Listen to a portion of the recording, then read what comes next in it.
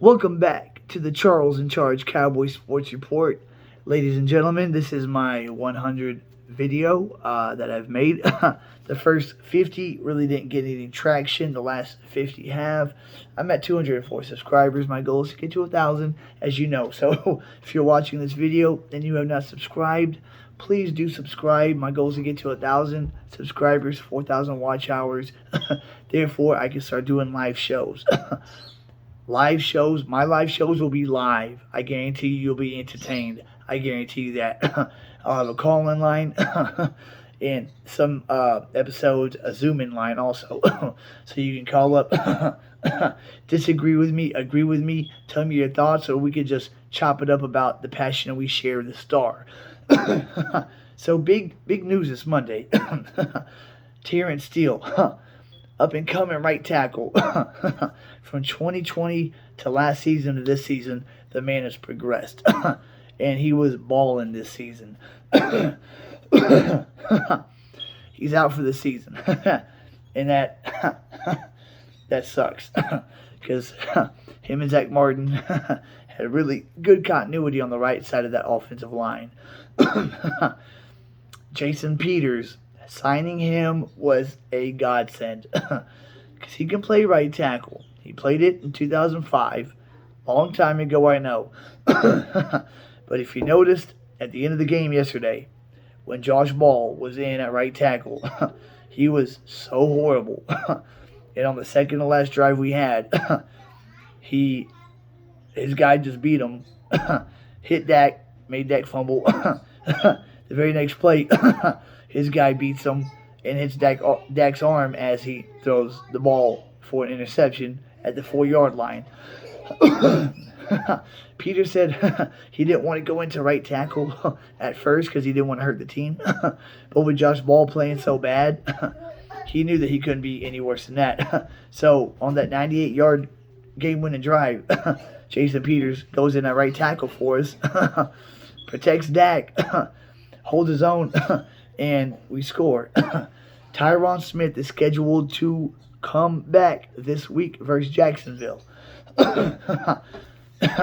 And I'm assuming we're going to put our best 5 out there, which will be Tyron Smith at left tackle, where he belongs. The rookie at left guard, where he can play very effectively. Be it Ash Martin, and then Jason Peters has to be the right tackle because Josh Ball is a train wreck. The man is horrible. If Josh Ball starts at right tackle, we're going to have major problems. Jason Peters can at least hold down that position decently. And playing right tackle is, some people say, easier than playing left tackle. And with his 17, 18 years of experience, I'm sure Jason Peters can hold down the right tackle spot for the last 4 games of the regular season and into the playoffs. And playing next to Zach Martin will also make his job easier. Playing next to a future Yellow Jacket Hall of Famer, best right guard in the game. So we should be fine there. Connor McGovern will be the swing guard / center. And we need to sign a tackle out there to be swing tackle because Josh Ball cannot be it. He is completely horrible. So if Peter starts at right tackle, we'll be in good shape, I believe. I believe our offensive line will still be well. Peters probably won't be as good as Steele, but he'll be solid. And we get Tyron Smith back. That's huge. And today we signed T.Y. Hilton. Since OBJ can't play this season, go to the next best thing. T.Y. will be our receiver number 3. I think he'll be receiver number 3A. Noah Brown, receiver number 3B. It'll take him a few weeks to get into game shape and learn the playbook. I know when he was in his prime, he was a good deep threat. Man had speed. Hopefully he still has some of that speed to stretch the defense. But he will definitely be an excellent third option for Prescott in the passing game. CeeDee Lamb, Gallup, T.Y. Hilton, and Noah Brown in 4 receiver sets. Hopefully Jake Ferguson can be back against the Jaguars. He wasn't playing against the Texans, and you could feel the absence of his presence. Jake Ferguson is a difference maker on this team as a rookie. Blocking and receiving. I believe if Jake Ferguson was playing against the Texans on that drive where we get stuffed at the goal line where it's 4th and goal, he's blocking on those plays. I believe that we would have scored on that drive because of his ability to block like a lineman almost. I mean, he could take on a linebacker and stand him up. The third issue that we need to address is Kelvin Joseph we cannot continue the last quarter of this season with Kelvin Joseph at cornerback 2. He is just horrible. The guy he was covering, I forget his name, finished the day with 10 catches, $124, and most of those were against Joseph. And this guy is a no-name guy. I can't even remember his name. We signed KENDALL Sheffield weeks ago. A week ago, we signed Mackenzie Alexander. Alexander has some skins on the wall. Sheffield is no rookie, and he has experience in the Dan Quinn scheme. One of the two has to be better than Joseph. They can't be worse. And I'm pretty confident one of the two will play better than even Anthony Brown was playing this season, because Anthony Brown was playing bad at cornerback 2 this year. Last year had his best year of his career. This season, I don't know what happened. He regressed horribly.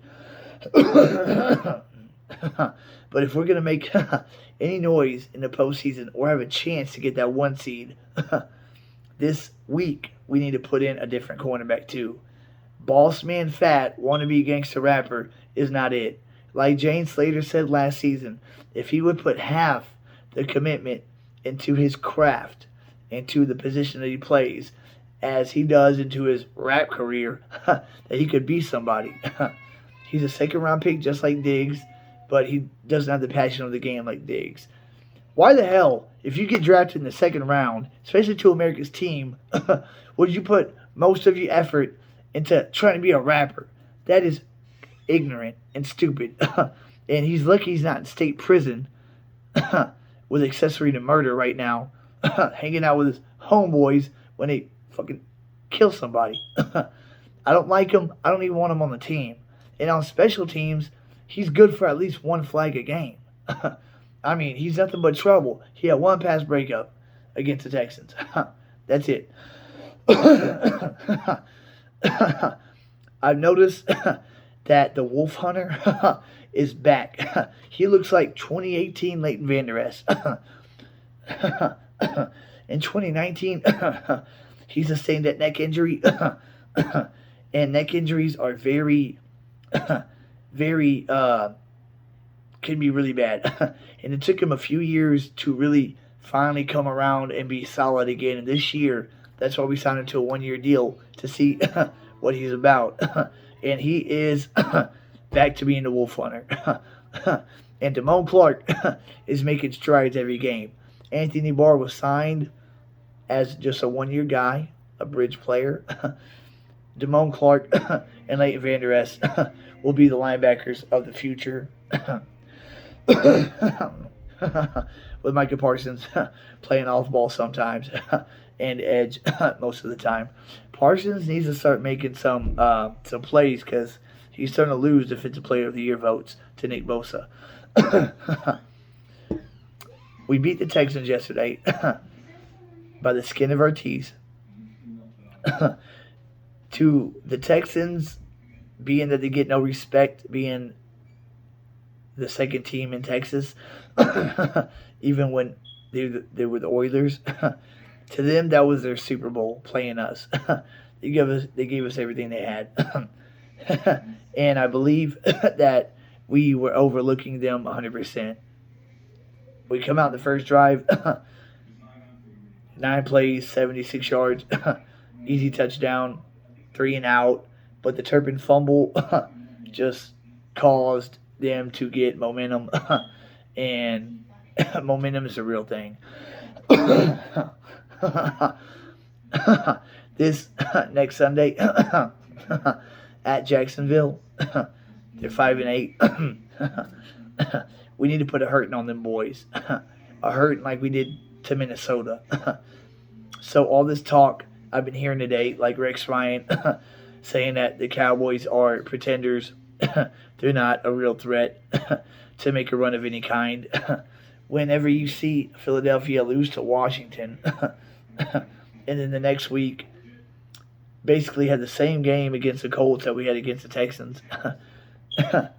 They were down 2 scores against the Colts, and it took them to score within the final minute to take the lead, just like it took us to take the lead against Houston. Those guys get paid too. It was a bad game on our part. Defense made the stand when they had to. One concern I have is Dak, since he has been back, has led the league in interceptions. He came back, week 7? Rush was in 5 games. Dak was, so week 7 he came back. Since week 7, he's thrown 8 interceptions. Leads the league in that. He needs to stop doing that. In the press conference, when they told him how many picks he had, he acted surprised. But he also said again, that he's going to continue being aggressive. And that he knows how good he can be. And that drives me nuts. We had 39 pass attempts, and we only had 31 rushing attempts against Houston. We barely won that game. We don't win like that. We win when we run the rock 65-70% of the time and then pass it the other 30-35% of the time. The recipe to success is 15 to 17 carries for Zeke, 15-17 carries for Pollard, and Dak throwing the ball 25-27 times. When we do that, we're almost damn near unbeatable. Dak does not need to be throwing the ball 40 times a game. He is not a precision passer. He cannot thread the needle like Aaron Rodgers or Patrick Mahomes. He does not have the arm like that. There's a reason in Mississippi State that they had him run more than pass. Like I said, he's a good quarterback, excellent game manager. When the game's on the line, he can lead a game-winning drive. But we need to run the ball more than we pass it. We got 2 really good backs. Elliott this year has resurged. He looks like 2018 Zeke. He does. And Tony Pollard looks like the second most dangerous man in the NFL behind the Cheetah.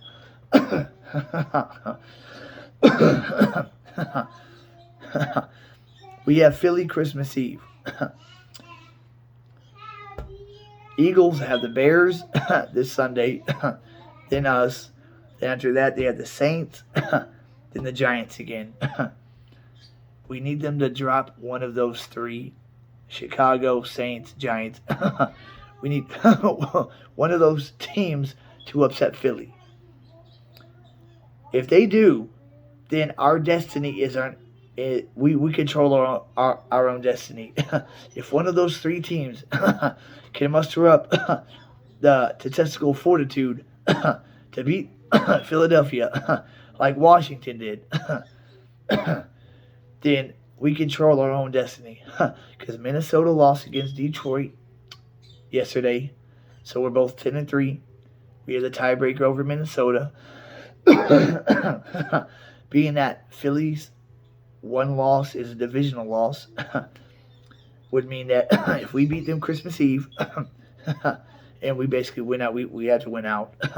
We beat them Christmas Eve, and they get upset by either the Bears, Saints or the Giants, and we both finish 14-3, we'll get that coveted 1 seed. It's a long shot. I believe we're going to beat Philadelphia on Christmas Eve. But the damnedest thing would be if we finish 14-3 and we're the 5th seed. And Philly's 15-2. The year that we go 14-3, the Eagles got to go 15-2. I think that would be a record, a 3-loss team being a wild card team.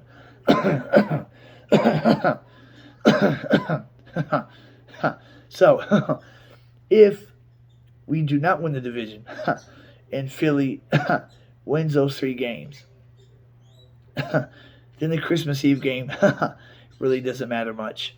We'll play the winner of the NFC South. 3 teams are in play. Carolina, who let go of Baker Mayfield and traded Christian McCaffrey, control their own destiny. They're 5-8. Atlanta's 5-8. Tampa Bay 6-7. So if we're the 5 seed, we're going to play one of those 3 teams. I would like to play Tampa to finally beat Tom before he retires. Like last year, we finally beat Belichick. Never beat him before. Beat him last year. I'd like to beat Tom in the playoffs. But Tampa Bay is a stout defense. And I don't want Dak going out there laying an egg. So I would love if Atlanta or Carolina were to win the South. If we don't win the division, we're the 5 seed, and we go to Atlanta or Carolina, that's a cakewalk, baby. And for seeds 6 and 7, we hope for Seattle and Detroit to be the 6 and 7 seed. Because if they are, they have a good shot at knocking off whoever they play. And whoever they play, if the 6 or 7 seed wins also in the first round, then they'll go to Philly, and then we'll play, the lower seed, or possibly host the second round game if the 6 or 7th seed beats whoever they play, Minnesota or San Fran. So we could possibly go on the road round 1 and be at home round 2. And if T.Y. Hilton is full go, knows the playbook, ready to roll, at least by week 18 and into the playoffs, and Jason Peters is comfortable at right tackle by then, and Ty Smith is back in game shape, ready to roll, we are going to be the team that nobody wants to play. If we play like we can. We cannot have any more slow starts. We've started slow the last 3 games. We come out against Minnesota, blow the doors off. And then against the Giants, the first half we don't show up. Against the Colts, we really don't show up, even though we have the lead. And against the Texans, we don't show up until the last drive.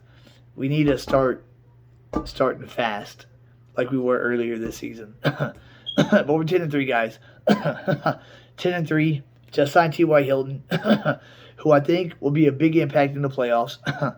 We got Jason Peters, thank the Lord, who could play at right tackle. That TERRANCE Steele is out now. And we need to put somebody else at cornerback too, and that will solidify our defense. And we need to go to Jacksonville this Sunday and make mincemeat out of them to let everybody know that we are a contender and are to be feared. That's pretty much it for now. A couple things I wanted to touch on. And Prescott has to stop with the interceptions. He needs to stop pressing the issue, especially if we're only down 3, or if it's tied, or if we have the lead. Like we're up 14-10 against Houston. And he tries to thread this needle in between so many Texan jerseys. The ball gets tipped. Dak, you don't need to do that. We're ahead. If it's third down, scramble. The man needs to scramble. On the game-winning touchdown drive, you see him scramble for 10 yards out of bounds. Do that more, man. I don't understand why he wants to sit in the pocket and not ever run. All the good quarterbacks do it right now. It adds another dimension to your offense that the defense has to respect. If Jalen Hurts didn't run, the Philadelphia Eagles would not be a one-loss team right now.